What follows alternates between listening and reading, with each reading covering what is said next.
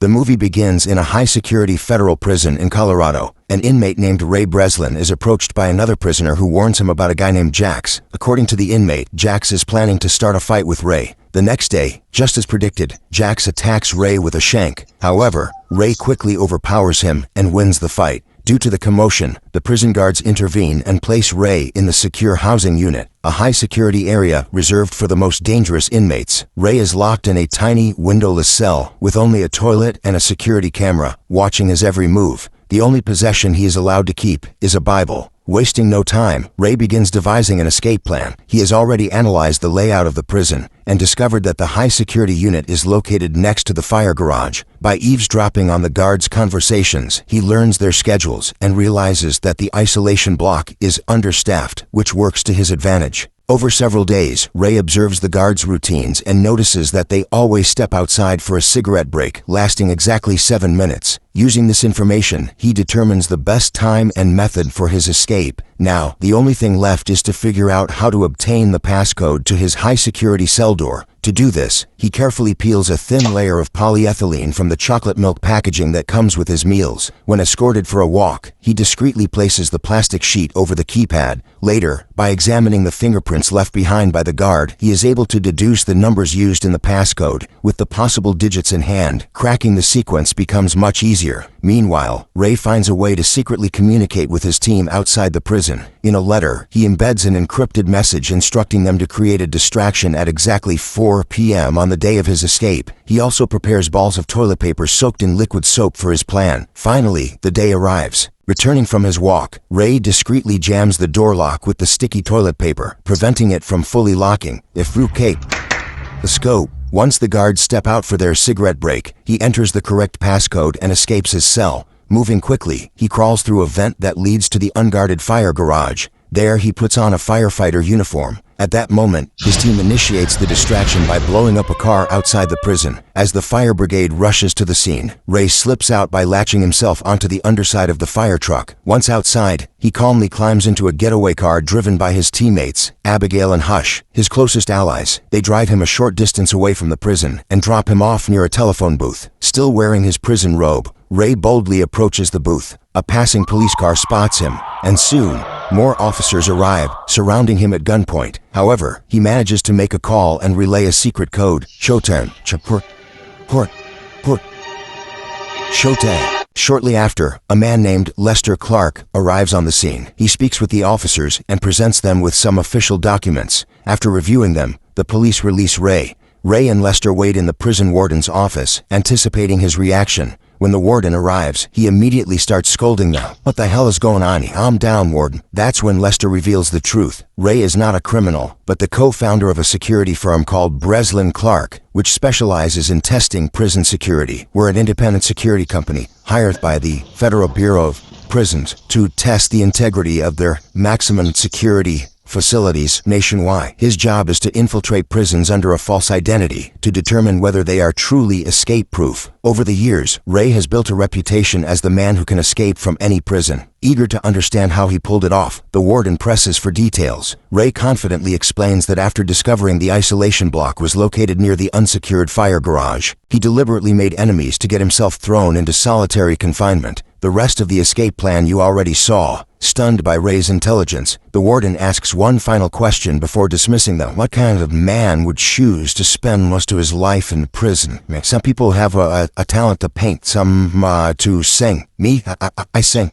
Ray Breslin, he possesses a unique set of skills. He is able to break out of any prison designed by man. After the meeting, Ray returns to his office for the first time in 5 months. Waiting for him is a puzzle, a custom-made 3D riddle designed by Hush, something he's been working on for months. However, Ray effortlessly solves it in just a few seconds, leaving Hush impressed and slightly frustrated. Meanwhile, his business partner Lester has arranged a meeting with CIA lawyer Jessica Miller, Central Intelligence Agency, USPA. Worse, I'm a lawyer. She had read Ray's book on vulnerabilities in prison security and was deeply impressed by his expertise. Jessica wants him to test a new, top-secret prison. One designed to hold criminals so dangerous that no government wants them on record. The prison is privately owned, and its true location must remain undisclosed. What she's really saying is that none of this is officially sanctioned by anyone.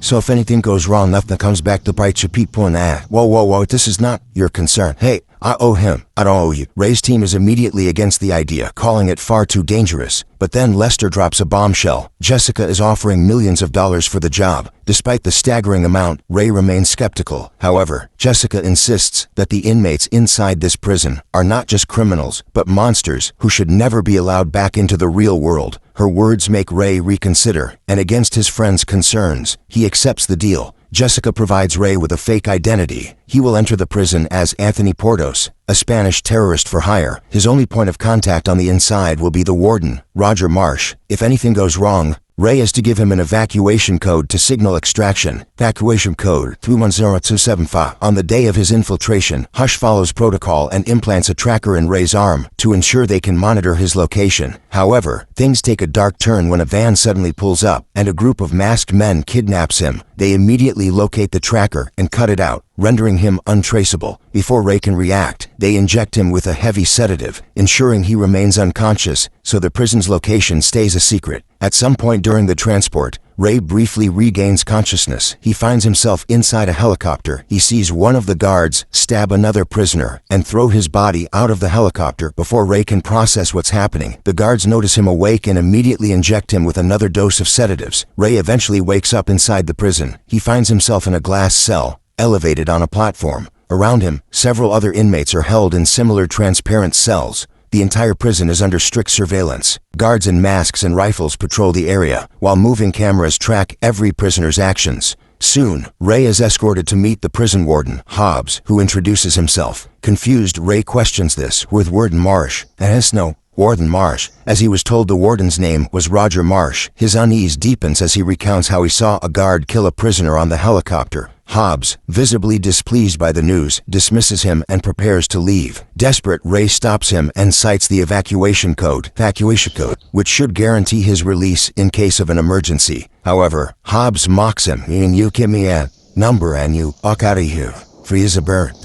And coldly declares him just another inmate. Meanwhile, Abigail and Hush are working tirelessly to track down Ray's location, but their search proves difficult. Back in the prison, the inmates are ordered to proceed to the Babylon area, which serves as the prison yard. Ray, however, stays shocked in his cell. As the warden addresses him by the name Portos, a nearby inmate takes notice, seemingly recognizing the name. On his way to the yard, Ray witnesses guards brutally beating prisoners, realizing that these guards have absolute authority to do whatever they want to break the inmates' spirits. A while later, a group of massive, bulky men approach Ray, clearly eager to throw a welcome party for the newcomer, but Ray politely refuses, breaking the fingers of one of them. Before the situation escalates, the inmate who previously overheard his name steps in, bringing his own crew. His name is Emil Rotmeyer. Emil attempts to befriend Ray, but Ray isn't interested in small talk. Portos, your name? The fourth musketeer, Emil insists, revealing that he used to work security for a man named Mannheim. He's a genius, really. He has this habit of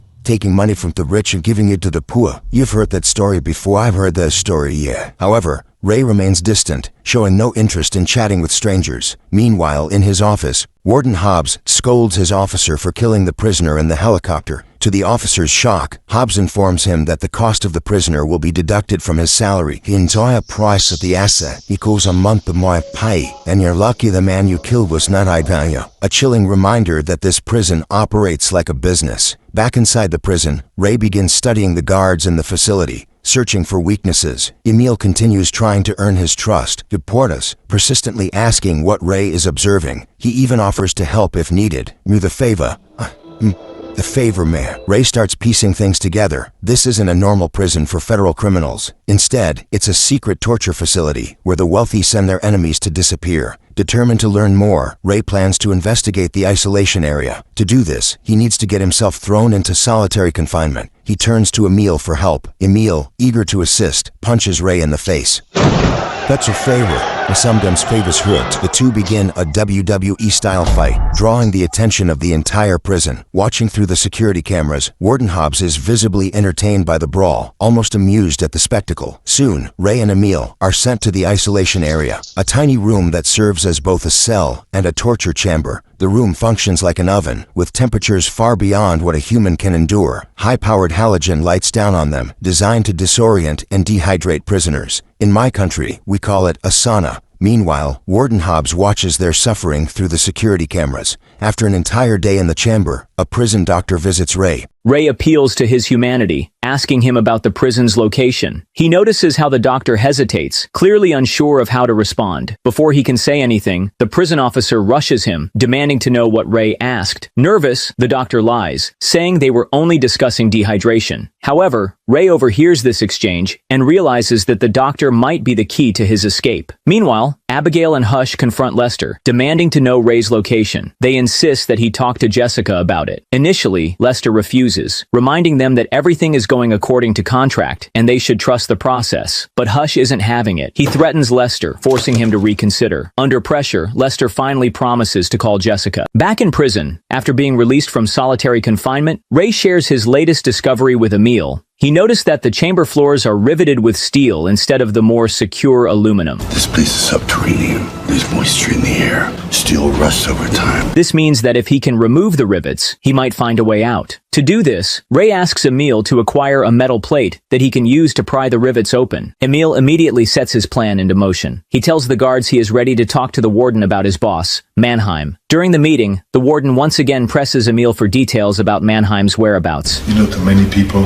he's a hero. Instead of answering directly, Emil deliberately mocks him, drawing a beautifully detailed map of Mannheim's location. Enraged, Hobbs orders his men to torture Emil. In here, you have no control over any part of your life except your breathing. You just lost that privilege. Get him down. The guards shove a water hose down his throat. After the torture, Emil manages to steal a drain cover, skillfully slipping it out of place without the guards noticing. After the meeting, Emil hands Ray the drain cover and demands to know his plan in exchange for the favor. Ray finally opens up, revealing everything about his job. We applied direct concentrated heat to those rivets. They'll expand the snap right the f*** off. With the lamps in the box. Right. At 100 degrees centigrade, steel expands 0.03 cubic centimeter, and those rivets are going to come right off. To achieve this, he polishes the drain cover using toothpaste, making it reflective enough to direct the heat precisely. He explains that he has been analyzing the prison structure and has come to a chilling realization. The warden used Ray's own reports from his book to make this facility unbreakable. Based on his observations, Ray believes the prison is underground, possibly built inside a large natural fissure or cave. You don't look that smart.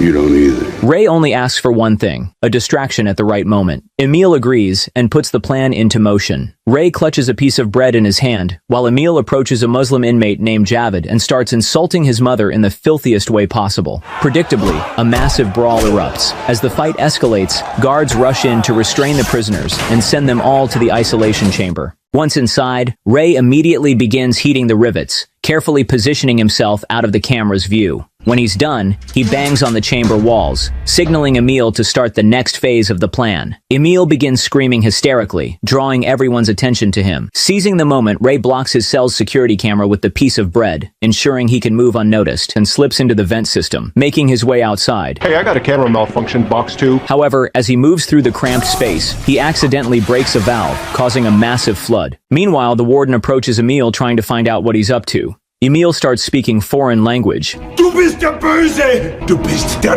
Teufel! Wow, I didn't know Schwarzenegger could speak Russian. When Ray finally emerges outside, he is shocked by what he sees. The prison isn't underground at all. It's inside a massive cargo ship, floating in the middle of the ocean. Realizing the sheer scale of the deception, Ray quickly retreats back inside before anyone spots him. The water leak from the broken valve spreads throughout the isolation chambers, distracting the guards and making it easier for Ray to sneak back without being caught.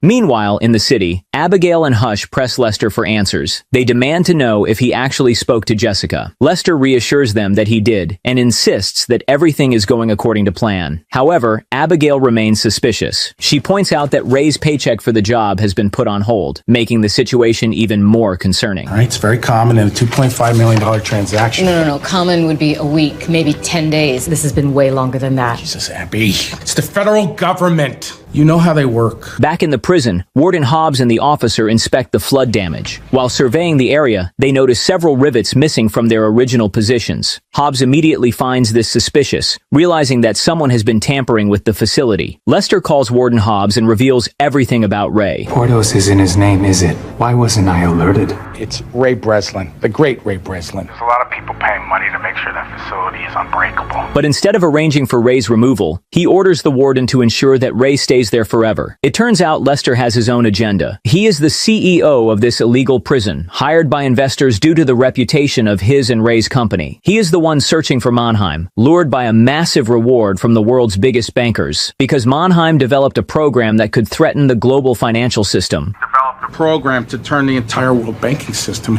into f***ing confetti. Eager to get what he wants, Lester pressures Hobbs to speed up Emil Rottmeier's interrogation. Well, it just so happens that since Breslin has gotten closer To Rottmeier has developed a new edge to his defiance that wasn't there before. I think Breslin's to blame. And break Breslin. Meanwhile, the warden begins breaking Ray down through relentless sleep deprivation and brutal beatings.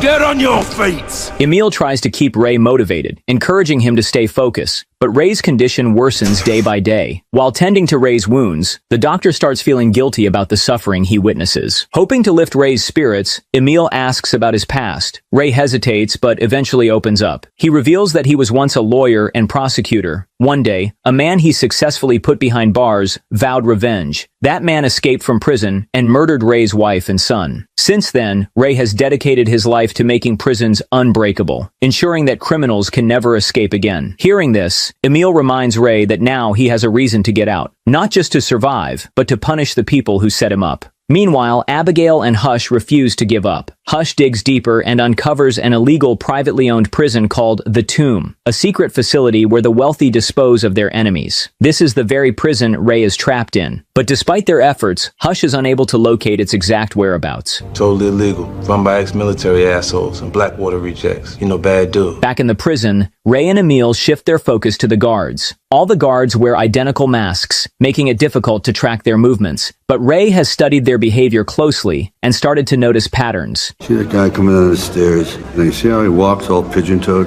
The duck. Yeah, well, Duck always works with the guy scratching the back of his neck. Hives. To keep track of them, they give each guard a nickname based on their habits and physical traits. That guard over there could be a problem for us. He's always looking around. The chicken man. Chicken man, right. My guess Chicky's new here and does everything by the book. The guard down there at the bottom, the heavy's that guy. He doesn't move much. My guess is he's been here a while and only does what he has to do. Louisa. Louisa? His fat ass reminds me of my first girlfriend. Nice. But around this time, your girlfriend, Louisa, starts looking at her watch. My guess it's lunchtime. Now, they need the doctor's cooperation. To buy Ray more time to talk to the doctor, Emil stabs Ray in the thigh. As the doctor stitches him up, Ray appeals to his humanity, reminding him of the Hippocratic Oath. I'll protect my patients from harm and injustice. He desperately tries to convince the doctor to reveal their location, but the doctor is too afraid to speak. Moreover, he isn't sure Ray is one of the good guys in this place. However, during the conversation, Ray secretly swipes some clotting powder and some other stuff from a doctor's table. Ray devises another plan to determine their location. He and Emil take a pair of glasses away from another inmate, and Ray constructs a makeshift sextant using cardboard, a pin, and the lenses. With this device, they can calculate the ship's latitude. However, for the sextant to work, they must reach the top deck to see stars. Meanwhile, Warden Hobbs orders Ray to be brought to his office. He informs Ray that he is being transferred to another block to prevent him from communicating with Emil. Thinking quickly, Ray tries to bargain for his freedom, offering information about Emil's boss Mannheim in exchange. He claims that Emil trusts him, and that, given enough time, he could extract Mannheim's location from him. All you got to lose. Finding him has got to be worth a lot more than what you were paid for me, right, Ops? You'll never break Rottmeier, I'll die before he turns. Intrigued, the warden agrees to the deal, and allows Ray to remain in the same block as Emil. For now, of course, this was all part of Ray's plan. Once back in the cell block, he tells Emil everything about his deal with the warden. To buy time, Emil starts feeding Ray false stories about Mannheim, which Ray then passes on to the warden. I don't give a shit about 6 years ago. I want to know where he is now. With their distraction in place, Ray and Emil seek help from Javed, the Muslim inmate. They need someone who can get access to the ship's deck, and Javed is their best option. You wanna die? Yeah. You want to get out. Later, Javed is brought to Warden Hobbs and pretends to offer his services as a spy. He claims he can provide information about Ray's escape plans. In exchange, he asks for permission to pray outside in the open air, per his religious customs. Unaware of Javed's true motives, the warden agrees and grants him access to the deck. Once outside, Javed quickly uses the sextant, calculating the ship's latitude. With this crucial information, Ray deduces that they are in the Atlantic Ocean near Morocco. We're just counterclockwise above the equators or north. He bought a new fishing yesterday. He said it was November 20th. Real warm rain, warm air at sea, November. Hey, you're building a secret facility. So you're gonna want to stay with the Caribbean, the Pacific Sea, east of the China Sea. Oh, the Pedmina said it could be off the coast of Morocco. They aren't entirely certain of their exact location. It's just a guess. Educated guess. Emil then remembers he has a friend in Casablanca who owes him a huge favor. If they can somehow send a message to him, Emil is confident that his friend and his group will come to rescue them. To send that message, Ray comes up with another trick. He swallows the stolen clotting powder, faking symptoms of poisoning. What is this? We swallow clotting powder. During the checkup, Ray reveals his real name, insisting that he isn't a criminal and was set up. He urges the doctor to search Warden Hobbs's office, claiming that his book is there as proof of his identity. That night, the doctor struggles with his conscience, drinking as he reflects on the Hippocratic Oath. Eventually, he sneaks into the warden's office and finds Ray's book, confirming that Ray was telling the truth all along. Realizing the injustice of the situation, the doctor immediately orders the guards to bring Ray to him. He asks how he can help. Ray tells him to send an email to Emil's contact in Casablanca. The day of the escape has finally arrived. Ray gives Warden Hobbs a fake location for Mannheim.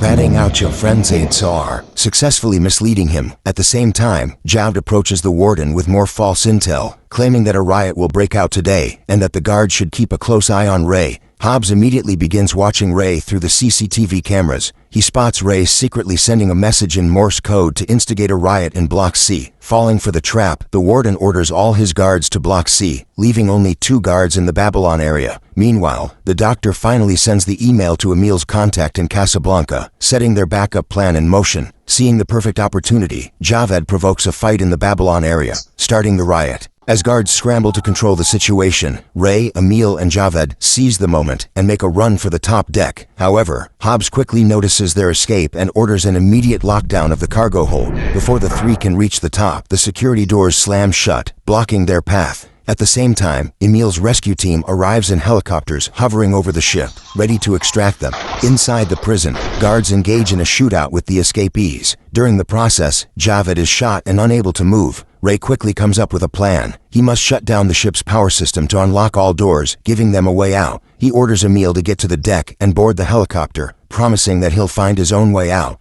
Emil hesitates, unwilling to leave Javed behind, but Javed insists, asking to leave him with guns. He'll buy them some time. Reluctantly, Emil hands him 2 pistols before rushing to the deck. Moments later, guards close in on Javed, but before they can kill him, he takes down several of them in a final stand. Meanwhile, on his way to the control room, Ray runs into the prison officer. A brutal fight ensues. After an intense struggle, Ray finally kills the officer by sending him tumbling down the stairs. Wasting no time, Ray reaches the control center and shuts down the power system, unlocking all doors. With the hatch now open, Emil makes it to the deck, sprinting under heavy gunfire toward the helicopter. He detaches a machine gun and goes full Arnold Schwarzenegger mode, mowing down enemies like the Terminator. He orders his team to wait for Ray, but realizes they won't last much longer. Forced to take off, they hover around the ship, hoping Ray can still make it. Meanwhile, Ray hides inside a water flushing tank as Hobbs searches the area nearby. The warden orders his men to turn the power back on. When they do, the fuel conversion system automatically fills the flushing tank with water, and before anyone realizes it, Ray is forcefully flushed out into the ocean. Hobbs notices what has happened and rushes outside. Emil spots Ray struggling in the water. Acting fast, he lowers the helicopter's ladder and Ray latches onto it. Meanwhile, Warden Hobbs isn't done yet. He opens fire on them, wounding Emil and nearly shooting down the ladder. Ray takes aim at the oil tanks on the deck and fires. The shot ignites a massive explosion, engulfing the warden and his men in a fiery blast. The helicopter flies toward the Moroccan coast. As soon as they step onto solid ground, a car arrives to pick them up. To Ray's shock, Jessica, the woman who hired him for the job, steps out of the vehicle. But what baffles him even more is when Emil casually introduces her as his daughter. It is then revealed that Emil is actually Mannheim, the very man everyone believed to be his boss. He had lied about his identity to protect himself from his enemies, ensuring no one would come after him. Jessica, knowing her father was imprisoned in the tomb, orchestrated Ray's incarceration to get him inside and break her father out. Even the alias Portos was a coded message meant for her father. Before parting ways, Jessica delivers one final piece of information. How much did Les really know? Only what I told him at first, but the next thing I know, he's gone around me and offered his services to the backers of the tomb. In the next scene, Ray reunites with Abigail. She reveals that Lester was promised the CEO position of the prison, but only if the prototype facility proved inescapable. But now that Ray has escaped, Lester panics and begins packing his bags, preparing to flee. However, Hush and Abigail track him down, ready to enact their revenge. But before he can leave, Hush suddenly attacks him, knocking him unconscious right in the driver's seat. Sometime later, Lester wakes up. As he comes to his senses, he realizes he's still inside the vehicle, his car inside a shipping container, and that container is locked up tight, sealed aboard a massive cargo ship heading to an unknown destination. Trapped with no escape, Lester now faces the same fate he had planned for Ray. By the way, I know Schwarzenegger was speaking German. It was a troll thing.